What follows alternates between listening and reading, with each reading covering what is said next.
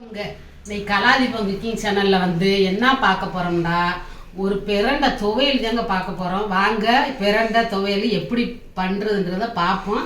இங்க பாருங்க, ஃப்ரெஷ்ஷான பிரண்டை கொஞ்சம் கிடச்சிச்சு. அதை நல்லா கழுவிட்டு அந்த நாரெல்லாம் எல்லாம் போக எடுத்து வச்சிருக்கேன். ஒரு 4-5 வெங்காயம், ஒரு 10 பல்லு பூண்டு வச்சிருக்கேன். பாருங்க, ஒரே ஒரு தக்காளி பழம் நறுக்கி வச்சிருக்கேன். கொஞ்சோண்டு தேங்காய் சில்லு, கருவேப்பிலை, தேவையான அளவு பட்டை மிளகா வச்சுருக்கேன். பாருங்கள், வர மிளகா, இந்த புளி கொஞ்சம் வச்சுருக்கேன். ஒரு சட்டி அடுப்பில் வச்சு இப்போ எண்ணெய் காஞ்சிருச்சு.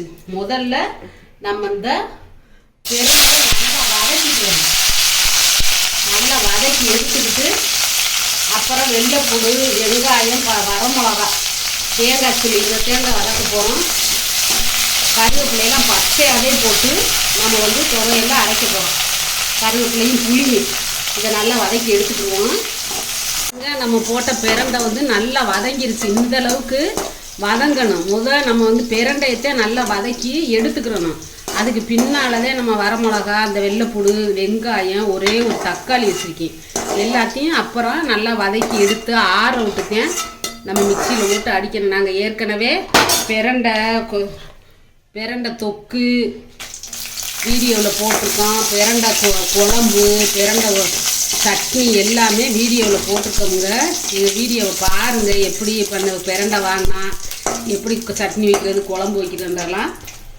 பிரண்டை நம்ம உடம்புக்கு ரொம்ப நல்லது. இந்தாருங்க, மிளகாயும் வறுவட்டுருச்சு. இதையும் அதோடு எடுத்து வச்சுக்கணும். அடுத்து நம்ம வெள்ளைப்பூடு உரிச்சு வச்சுருக்கோம்ல, அதையும் அதில் போட்டு வதக்கிக்கிறோம். நல்லா உடம்புக்கு பசி எடுக்காதவங்க அந்த பிரண்டை துவையை வச்சு சாப்பிடலாம். எலும்பு, கால்சியம் சத்து ரொம்ப நிறைஞ்சிருக்கு இந்த பிரண்டையில். வெள்ளைப்பூடு சேர்க்குறோம்ல, எல்லாமே உடம்புக்கு ரொம்ப நல்லது. இதுகளை சாப்பிட்டோம்டா வெள்ளைப்பூடு வதங்கினோடனே அதில் நான் தக்காளி, வெங்காயமும் தேங்காய் சில்லியும் போட்டிருக்கேன். பாருங்கள், இதுகளும் கொஞ்சம் நல்லா வதங்கிருச்சு. இப்போ நம்ம இந்த ஒரு தக்காளி எடுத்து வச்சுக்கோம்ல, இதையும் அதில் போட்டு நல்லா வதக்கிடணும். நல்லா வதக்கிட்டு அப்படியே ஆற விட்டு நம்ம மிக்சியில் அப்புறம் போட்டு அரைக்கணும். கருவேப்பிலை பச்சையாத்தையும் போட்டு அரைக்க போகிறேன். பாருங்கள், ஒரு சின்ன எலுமிச்சம்பழம் அளவு புளி கொஞ்சம் நல்லா சுடுதண்ணியில் ஊற வச்சுருக்கேன். புளியெல்லாம் வதக்குறதில்ல. துவையலுக்கு புளியெல்லாம் வதக்கக்கூடாது. பச்சை அப்படியே போட்டோம்னாத்தே சாப்பிட்றதுக்கு நல்லா இருக்கும். இது சாதத்தில் போட்டு சாப்பிடலாம். நம்ம சாப்பாட்டுக்கு சாம்பார் சாதம் அது வச்சுட்டு சைடிஷாக துவையை தொட்டுக்கிடலாம். அவ்வளோ ஒரு நல்லா இருக்கும், சூப்பராக இருக்கும் இந்த துவையை. இதில் உளுந்த பருப்பெல்லாம் போடக்கூடாது. நம்ம சட்னி வச்சாத்தே இதுக்கு உளுந்தெல்லாம் போடணும். இது நம்ம துவையில் அரைக்கிறதுனால உளுந்து சேர்க்கக்கூடாது. இதுகளை வச்சே நம்ம அரைச்சி சாப்பிட்டோம்னா நல்லாயிருக்கும். இதை நல்லா கொஞ்சோண்டு கடைசியாக இது நல்லெண்ணெய் ஊற்றி காய வச்சு நம்ம அரைச்ச துவையலில் மிக்ஸ் பண்ணி சாப்பிட்டோம்னா டேஸ்ட்டாக இருக்கும். கடுகெல்லாம் போட்டு தாளிக்காமல் 2 நாள் 3 நாளைக்கு கூட நம்ம வச்சு சாப்பிட்லாம், கைவிடாமல் இருந்துச்சுன்னா. நல்லா பாருங்கள், இப்போ எல்லாமே நல்லா ஆறிடுச்சு. நம்ம தேவைக்கேற்ப உரப்பு கூடண்டா போட்டுக்கிற வேண்டியது. அந்த பிரண்டை துவையலுக்கு மெயினாக புளியும் உரப்பு தேங்க முக்கியம். அப்போ அது போட்டாத்தே நம்மளுக்கு நாக்கு அரிக்காது. புளியம்பழம் கொஞ்சம் நல்லா போட்டாத்தே சாப்பிட்றதுக்கு நல்லா டேஸ்ட்டாக இருக்கும். தான் நான் ஒரு சின்ன எலுமிச்சளவும் புளி வச்சுருக்கேன், அதையும் சேர்த்துக்குவோம். கருவேப்பிலை பாருங்கள், பச்சையாத்தான் எடுத்து வச்சுருக்கேன்.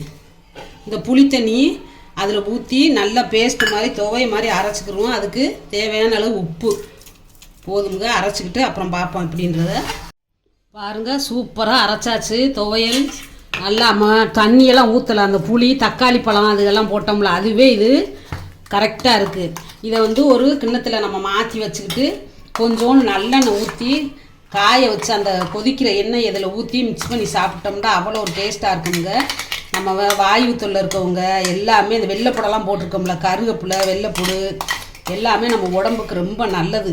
இதில் கொஞ்சோண்டு நம்ம நல்லா வலிச்சு கைவிடாமல் வச்சுருந்து அதை அப்படியே வச்சுருந்து சாப்பிட்டோம்னா சளிக்கு அது 2-3 நாளைக்கு இருக்கும். அடுப்புலையும் சுருளை கிண்டி வச்சு நம்ம சாப்பிடலாம், நல்லாயிருக்கும். இப்போ பாருங்கள், நான் ஒரு 2-3 கரண்டி ஸ்பூன் நல்லெண்ணெய் ஊற்றி நல்லா காஞ்சிருச்சு. இந்த எண்ணெயை நம்ம இதில் சேர்த்துடணும். சேர்த்துட்டு எல்லாத்தையும் ஒன்றா எண்ணெயோட மிக்ஸ் பண்ணி வச்சு சாப்பிட்டு பாருங்கள், அவ்வளோ ஒரு டேஸ்ட்டாக இருக்கும்.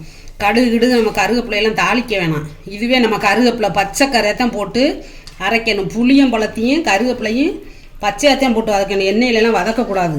அப்போத்தான் நல்லா ருசியாக இருக்கும் சாப்பிட்றதுக்கு. இந்த மாதிரி நீங்களும் பிரண்டை கிடச்சா பிரண்டை துவையல் செஞ்சு சாப்பிட்டு பாருங்கள். எப்படி இருக்குன்றத கமெண்ட்ஸில் சொல்லுங்கள். எல்லாரும் லைக் பண்ணுங்கள், சப்ஸ்கிரைப் பண்ணுங்கள், எங்கள் வீடியோ மிஸ் பண்ணாமல் பாருங்கள்.